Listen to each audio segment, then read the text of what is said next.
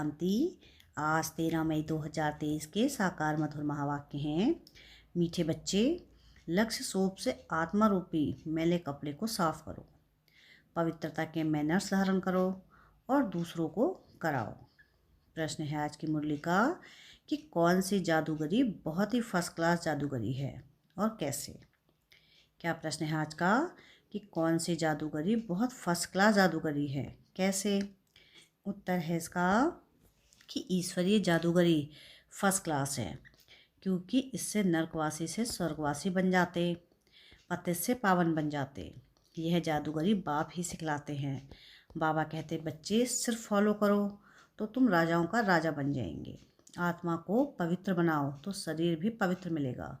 पुराना तन मन धन इंश्योर कर दो तो नया मिल जाएगा। ऐसा सौदा संगम पर बाप ही सिखलाते हैं। गीत है आज की मुरली का कि आज अंधेरे में है इंसान। ओम शांति। बच्चों ने गीत की लाइन सुनी। एक तरफ है सारी दुनिया भक्ति मार्ग वाले, दूसरी तरफ तुम बच्चे हो ज्ञान मार्ग वाले। वह भक्ति की सीढ़ी चढ़ते रहते और तुम बच्चे ज्ञान की सीढ़ी चढ़ते हो, भक्ति की सीढ़ी उतरते हो। बच्चे जानते हैं आधा कल्प से भक्ति की सीढ़ी चढ़नी होती है। जितनी भक्ति की सीढ़ी चढ़ते हैं उतना नीचे आते हैं। फिर जितना ज्ञान की सीढ़ी चढ़ेंगे उतना सद्गति को पाएंगे। भक्त भी पहले अव्यभिचारी होते हैं, पीछे व्यभिचारी बनते हैं, फिर बिल्कुल ही अंधश्रद्धा में चले जाते हैं, कुछ भी नहीं समझते। गाते भी हैं हम घोर अंधियारे में हैं, सदगुरु बिगर घोर अंधियारा है। गुरु तो यहाँ बहुत हैं, अब सच्चा गुरु कौन है। साधु संत महात्मा भक्त आदि सब साधना करते हैं अथवा याद करते हैं, शास्त्र वेद उपनिषद पढ़ते हैं, फिर भी कहते हैं भगवान जब आएंगे तब ही आकर हमारी सद्गति करेंगे। सद्गति दाता को ही पतित पावन कहा जाता है। अभी तुम बच्चे रोशनी में आए हो, पतित पावन बाप को जानते हो और उनको याद करते हो। जितना जो बच्चा बाप को याद करता है और ज्ञान धारण करता है उतना उनका ज्ञान अंधेरा विनाश हो जाता है। रोशनी में ले जाने वाला एक ही बाप है। तब कहते हैं ज्ञान अंजन सतगुरु दिया। कोई सुरमा नहीं है, यह ज्ञान की बात है। ज्ञान के साथ योग भी रहता है। अब तुम बच्चों को बुद्धि योग लगा हुआ है निराकार परमपिता परमात्मा के साथ, परंतु तुम्हारे में भी नंबरवार हैं और कोई मनुष्य मात्र का सर्वशक्तिमान परमपिता परमात्मा के साथ योग है नहीं। तुमको भी बाप से मुक्ति और जीवन मुक्ति धाम से योग लगाना पड़ता है। मुक्ति जीवन मुक्ति के लिए भी दैवीय मैनर्स चाहिए। इस समय सबके मैनर्स आसुरी हैं। परमपिता परमात्मा के गुण गाए जाते हैं। मनुष्य सृष्टि का बीज रूप है, सत्य है, चैतन्य है, आनंद का सागर है, ज्ञान का सागर है, पवित्रता का सागर है, फॉरएवर है। उनका यह पद अविनाशी है और कोई मनुष्य का अविनाशी पद हो नहीं सकता। भला भी तुम ज्ञान के सागर पवित्रता के सागर बनते हो, परंतु लिमिटेड बनते हो। बाप कहते हैं मैं अनलिमिटेड हूँ, तुमको अनलिमिटेड बना नहीं सकता, नहीं तो खेल कैसे चले। तुम फॉरएवर नहीं बन सकते हो। 21 जन्म के लिए तुम बनते हो, 21 पीढ़ी गाए हुए हैं। तुम फॉरएवर बनो यह कायदा नहीं है। मैं हूँ ही एवर प्योर, रहता हूँ परम धाम में। मेरे पास ज्ञान पवित्रता आदि है ही है। तुम भूल जाते हो तो इस समय बाप आकर बच्चों को घोर अंधियारे से निकाल ज्ञान और योग से पवित्र बनाते हैं और कोई ऐसे कह ना सके कि मैं परमधाम से आया हूँ। मुझ बाप को याद करो। भले सन्यासी अपने को परमात्मा भी कहते, परंतु ऐसे नहीं कह सकते मैं परमधाम से आया हूँ। अब मुझे याद करो। महावाक्यों की कोई कॉपी नहीं कर सकते। बाप कहते हैं मैं आता ही हूँ तुमको राजाओं का राजा बनाने। अब बनेंगे वही जो कल पहले बने होंगे।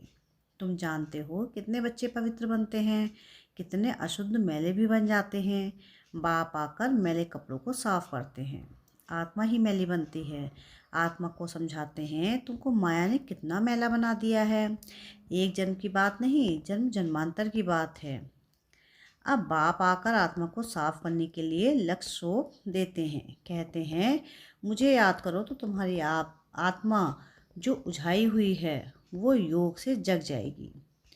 स्मृति दिलाते हैं, तुमको स्वर्ग में भेजा था, माया ने मैला बना दिया है, अब तुमको स्वर्ग का मालिक बनाने आया हूँ। मैं इस ब्रह्मा तन से शिक्षा दे रहा हूँ। आत्मा को कहते हैं, देह सहित देह के सभी संबंधों को भूल मुझ बाप को याद करो तो आत्मा साफ हो जाएगी। फिर तुमको शरीर भी भविष्य में नया मिलेगा, तत्व आदि भी सत्व प्रधान हो जाते हैं। बाप कहते हैं, इस पुरानी दुनिया को भूल जाओ, मुझे याद करो तो मेरे पास पहुंच जाएंगे। इस पुरानी दुनिया में कोई चीज़ बनाते हैं तो उस पर नया नाम रख देते हैं। जैसे नई दिल्ली कहते हैं, परंतु दुनिया तो पुरानी है ना। अब तुम बच्चों का बुद्धि योग पुरानी दुनिया से बिल्कुल हट जाना चाहिए। तुम आत्माओं को स्वीट होम में जाना है। अब अपने को आत्मा निश्चय करना पड़े और बाप को याद करो तो अंतमति सुगति हो जाएगी। मनुष्य तो अनेकों को याद करते हैं, कोई गुरु को, कोई श्री कृष्ण को, परंतु यह नहीं जानते कि श्री कृष्ण आदि कहाँ गए। यह भी नहीं जानते कि पुनर्जन्म सबको लेना है। जरूर यह रस्म सृष्टि के आदि से चली आ रही है। सतयुग आदि में देवी देवता थे तो जरूर पुनर्जन्म भी वहाँ से शुरू हुआ होगा। पहले पहले है श्री कृष्ण, फर्स्ट पावन मनुष्य। उनकी महिमा ज़्यादा है, लक्ष्मी नारायण की इतनी नहीं है, क्योंकि बच्चे पवित्र सत्व प्रधान होते हैं। परंतु यह नहीं जानते कि श्री कृष्णपुरी कहाँ है। वैकुंठ कहते हैं, परंतु सतयुग का किसको पता ही नहीं है। श्री कृष्ण को द्वापर में ले गए हैं। वह नाम रूप दूसरे जन्म में हो नहीं सकता। श्री कृष्ण तो सतयुग में था। तुम जानते हो, यह जगत अम्बा, जगत पिता जाकर लक्ष्मी नारायण बनते हैं। सतयुग को कृष्णपुरी कहा जाता है। अब है कंसपुरी, यह आसुरी नाम है। वहाँ है दैवी संप्रदाय, यहाँ है आसुरी संप्रदाय। यह नाम सिर्फ गीता में है और कोई शास्त्रों में हो ना सके। बाप बैठ संगम पर समझाते हैं, तो बाप है रचयिता। उनको कहा जाता है मनुष्य सृष्टि का बीज रूप। तुम गाथे भी हो, बाप आप पतित पावन हो। इस पतित दुनिया को आकर पावन बनाओ, पावन दुनिया को रचकर पतित दुनिया का विनाश कराओ। बरोबर ब्रह्मा द्वारा पावन सृष्टि रचते हैं, फिर शंकर द्वारा पति सृष्टि का विनाश होता है। यह बातें और कोई नहीं जानते। अब तुम बच्चे बाप के साथ योग लगाते हो। तुम देखते हो, मैले कपड़ों को सटका लगाते हैं तो कोई फट भी जाते हैं। इतने तो अजामिल जैसे पापी हैं जो बिल्कुल साफ नहीं होते। बाबा कितना अच्छी रीति समझाते हैं। बच्चे, मोस्ट विलव्ड बाप और मोस्ट विलव्ड सुखधाम को याद करो। यह है अति दुखधाम। सभी त्राही त्राही करते हैं, एक दो को मारते हैं, फिर कहते हैं भगवान रक्षा करो। बाप तो है लिबरेटर। तुम जानते हो, बाबा आया है इन पर्टिकुलर यानी खास हम बच्चों को और सभी को इन जनरल यानी आम शांति धाम में ले जाते हैं। तुम बच्चों में भी नंबरवार हैं। जिनको यह नशा है, यह पढ़ाई भी कम नहीं है, पढ़ाते भी देखो किसको हैं। अजामिल जैसे पाप आत्माओं को स्वर्ग का मालिक बनाते हैं। बच्चों को बार बार समझाते हैं कि तुमको दैवीय गुण धारण करना है। एम ऑब्जेक्ट तो बुद्धि में है। यह पवित्रता के मैनर्स और कोई नहीं सुनाते हैं। सन्यासी तो घर बार छुड़ाते हैं। तुमको घर बार नहीं छोड़ना है, परंतु पुरानी दुनिया को ही छोड़ना है। वह है हद का सन्यास, यह है बेहद का। यहाँ तो कोई सन्यासी आते हैं तो उनको कहा जाता है, पहले ड्रेस बदली करो, स्त्री को जाकर ज्ञान सुनाओ। बहुत आकर तुम्हारे चरणों में गिरेंगे। माताओं के बगैर उनका उद्धार हो नहीं सकता, क्योंकि तुम नॉलेज देती हो। बाकी चरणों में गिरने की कोई बात नहीं है। कोई नमस्ते व राम राम कहते हैं तो जवाब देना होता है। बाप भी कहते हैं, बच्चे नमस्ते, मैं तुमको अपने से भी ऊंच बनाता हूँ। तुमको ब्रह्मांड और सृष्टि दोनों का मालिक बनाता हूँ और मैं वानप्रस्थ में चला जाता हूँ, परंतु श्रीमत पर भी चलना पड़े। इस पुरानी दुनिया से मुख मोड़ना पड़े। जैसे राम और रावण का चित्र है, कृष्ण का भी चित्र है। नरक को लात मार रहा है, स्वर्ग का गोला हाथ में है। बाबा बहुत अच्छी रीति से समझाते हैं, परंतु विरला कोई ये व्यापार करते हैं।